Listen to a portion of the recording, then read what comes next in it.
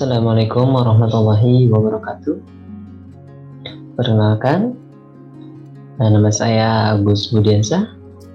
Saya mahasiswa sore Universitas Juanda dengan NIM E2010845. Dalam hal ini akan mengenai pembahasan selembar kertas kehidupan. Kertas merupakan benda yang penting bagi umat manusia. Karena di kertas tersebut manusia membuat catatan-catatan yang penting untuk diingat dan sebagai keterangan akan kepemilikan sesuatu bagi si pemilik tersebut. Terutama dalam dunia hukum, kertas bisa menjadi bukti yang sangat kuat dalam sebuah pengadilan. Namun, jika si pemilik itu meninggal, maka kertas-kertas tersebut tiada guna lagi, dan tanpa disadari sebenarnya si pemilik itu telah membuat catatan tersendiri yang sudah dicatat oleh malaikat, yaitu kertas kehidupan manusia. Jadi, tanpa kita sadari bahwa sesungguhnya apa yang telah kita lakukan semasa hidup itu telah dicatat oleh malaikat dan akan dipertanggungjawabkan setelah kematian. Begitu pula menurut guru kami, yaitu Bapak Haji Inayatullah Hasim. Beliau merupakan guru pembimbing kami di Universitas Juanda Bogor, di mana beliau telah membuat artikel mengenai selembar kertas kehidupan pada kumparan.com.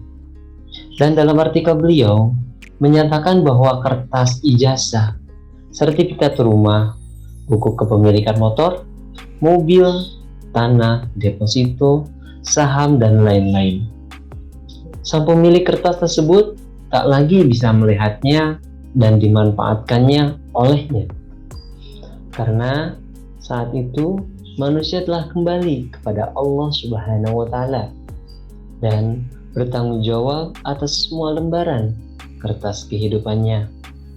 Dunia yang dikejarnya dengan segala kesungguhan berakhir sudah. Sebagaimana Allah Subhanahu wa Ta'ala telah berfirman,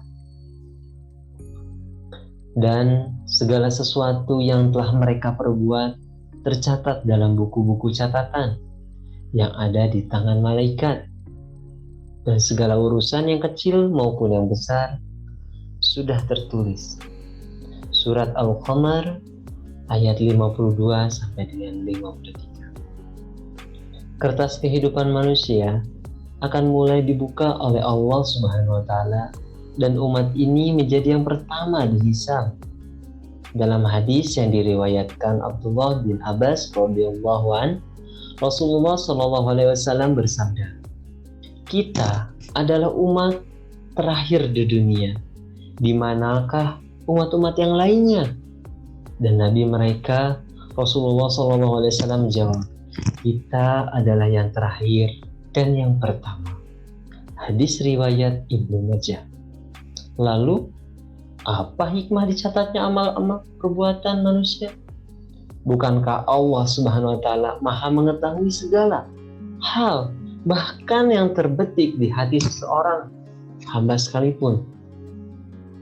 Salah satu hikmahnya adalah membuktikan keadilan Allah Subhanahu wa Ta'ala, karena di hari kiamat kelak manusia akan dimintai untuk membaca catatan amalnya sendiri, menghisab dirinya, dan mengakui segala dosanya. Bacalah kitabmu, cukuplah dirimu sendiri pada waktu ini sebagai penghisab terhadapmu. Surat Al-Isra ayat 13 sampai dengan 14. Mula-mula orang-orang kafir Mekah tidak percaya dengan hari kebangkitan, sebab setelah kematian manusia akan hancur di mamah bumi.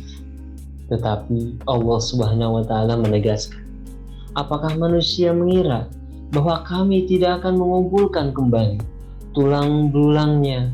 Bahkan demikian, bukan demikian, sebenarnya kami kuasa menyusun kembali jari jemarinya dengan sempurna. Surat Al-Qiyamah ayat 3-4.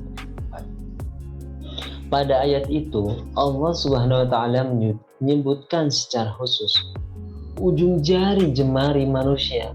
Mengapa demikian? Sebab ujung jemari manusia tak ada yang sama. Sejak Profesor Jan Evangelista Purkinje pada tahun 1787 sampai dengan 1869, seorang ahli anatomi dari Universitas Breslau, Republika Czeska, menemukan formula 9 sidik jari. Para ahli forensik meyakini bahwa potensi kesamaan sidik jari manusia hanyalah 1 dari 2 miliar orang. Artinya, pada setiap manusia sidik jarinya berbeda dan Allah Maha mampu mengembalikannya. Seseorang yang beriman akan menanti laporan kertas kehidupan dengan dada yang berdebar bahagia. Adapun orang yang diberikan kitabnya dari sebelah kanannya, maka dia akan diperiksa dengan pemeriksaan yang mudah, dan dia akan kembali kepada kaumnya dengan gembira. Surat Al-Insyikah ayat 7-9. Karena itulah Rasulullah SAW sering berdoa, Allahumma hasibni hisaban yashiro. Ya Allah, hisablah aku dengan hisab yang mudah. Demi mendengar doa Nabi itu, Aisyah bertanya, apa maksudnya hisaban yashiro? Rasulullah SAW menjawab, dia tidak dihisab dengan detail, tetapi sebatas dipamerkan. Adapun yang dihisab dengan detail dan dipertanyakan ini, itu, maka akan diazab. Karena itulah betapa rugi orang-orang yang menjadikan dunia adalah tujuan hidupnya.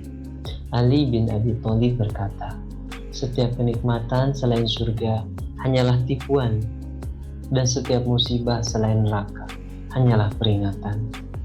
Semoga kita termasuk orang-orang yang berbahagia saat mendapatkan kertas kehidupan kita kelak nanti. Wallahu a'lam bishawab. Sekiranya cukup sekian dari saya, kurang lebihnya saya mohon maaf.